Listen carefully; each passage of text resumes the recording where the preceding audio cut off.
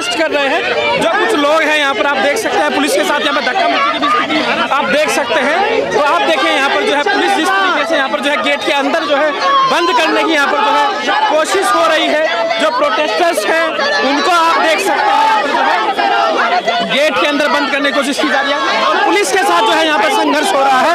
आप देखें यहाँ पर पुलिस वालों के साथ जिस तरीके से धक्का मुक्की की स्थिति यहाँ पर जो है हो रही है। इनके समर्थन में जो है यहाँ पर लोग सड़कों पर उतर आए हैं।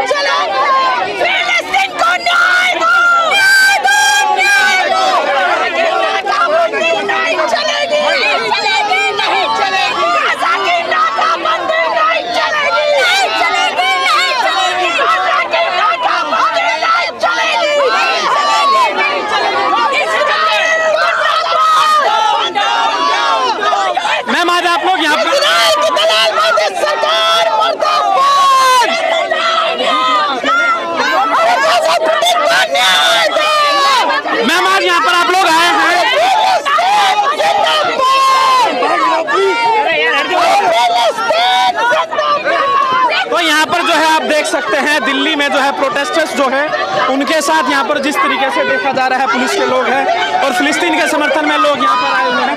मैम आज आप लोग यहाँ पर आए हैं, इजरायली हमला बंद करो,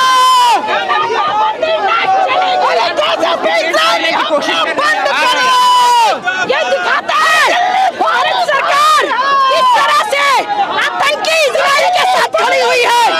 भारत की जनता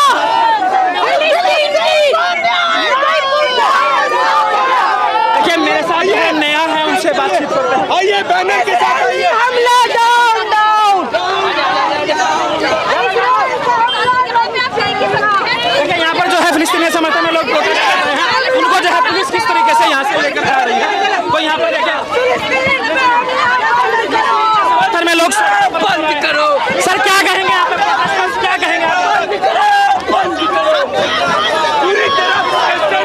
वो यहाँ से जो है देखिए किस तरह से दिल्ली पुलिस हमला कर रही है प्रोटेस्टर्स पर, किस तरीके से क्या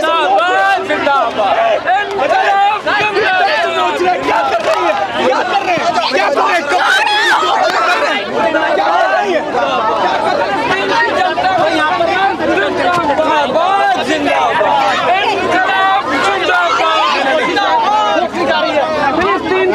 सर आप लोग जिंदाबाद।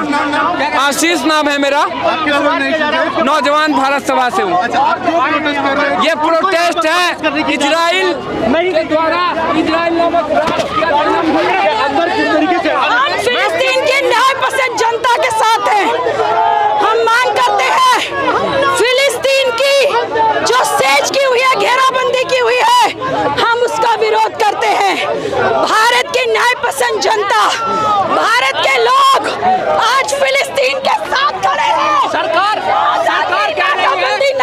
कह रही है इजराइल के साथ है, नहीं, भारत की जनता फिलिस्तीन के साथ है। तो यहाँ पर आप देख सकते हैं कि जो प्रोटेस्टर्स हैं वो सड़कों पर उतरे हुए हैं, वो लगातार विरोध कर रहे हैं।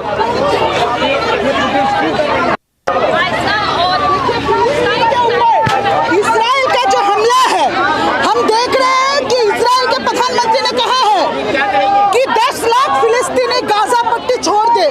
1948 से लेके अभी तक एक देश को हथियार के बलबूते गुलाम करने का ये परंपरा चल रहा है और आप लोग देख रहे हैं मोदी सरकार इतने क्रूरता से हिंदुस्तान के छात्रों को, हिंदुस्तान के लोगों को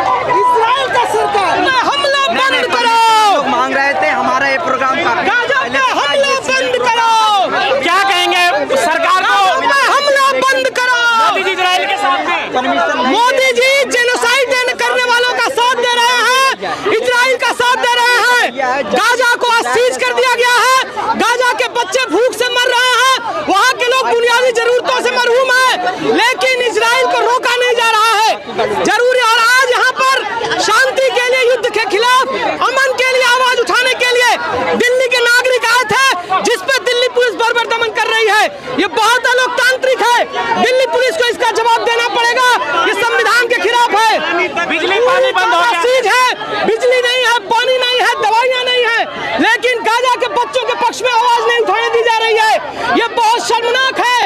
भारत सरकार जो लोग प्रोटेस्ट कर रहे हैं जी, इजराइल के समर्थन में सारी महाशक्तियां एक है। ये बिल्कुल इजराइल के समर्थन में है, लेकिन हर जगह की आम जनता गाजा के साथ है।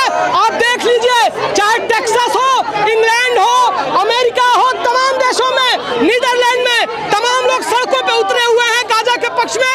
भारत में भी आज लोग उतर रहे हैं। प्रोटेस्ट कर रहे हैं, उनके खिलाफ कार्रवाई हो रहा है। बिल्कुल कार्रवाई हो रही है और ये बहुत ही शर्मनाक है, ये अलोकतांत्रिक है। दिल्ली पुलिस को शर्म आनी चाहिए। जिस तरीके से वो यहाँ सिटीजन्स के साथ मारपीट कर रहे हैं, जबरदस्ती कर रहे हैं, ये नहीं चलेगा। गाजा पे हमला बंद करो, गाजा पे हमला बंद करो।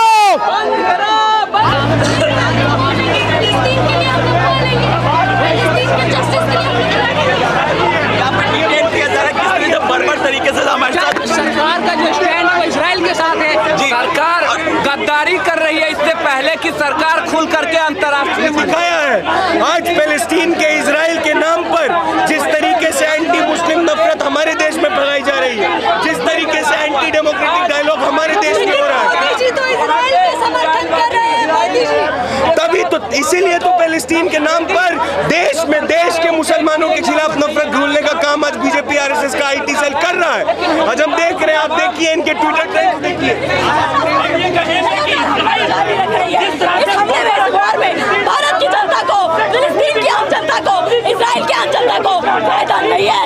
इसमें फायदा है तो केवल यूएस के इंपीरियलिस्ट फोर्सेस को, इजराइल के ज़ायनिस्ट फोर्सेस को, नेतन्याहू को, लेकिन मेहनत का जनता को फायदा नहीं है। हमारी यहाँ से अपील है सभी सिटीजन से कि इस वॉर से आम जनता को कोई फायदा नहीं है। भारत की भी, फिलिस्तीन की भी, इजराइल की भी यूएन को इंटरवीन करना चाहिए और कोशिश करनी चाहिए कि दोनों देश के, इजराइल और फलस्तीन के लोगों के बीच में एक अमन स्थापित करने की कोशिश की जाए और इस तरीके के वॉर को खत्म किया जाए।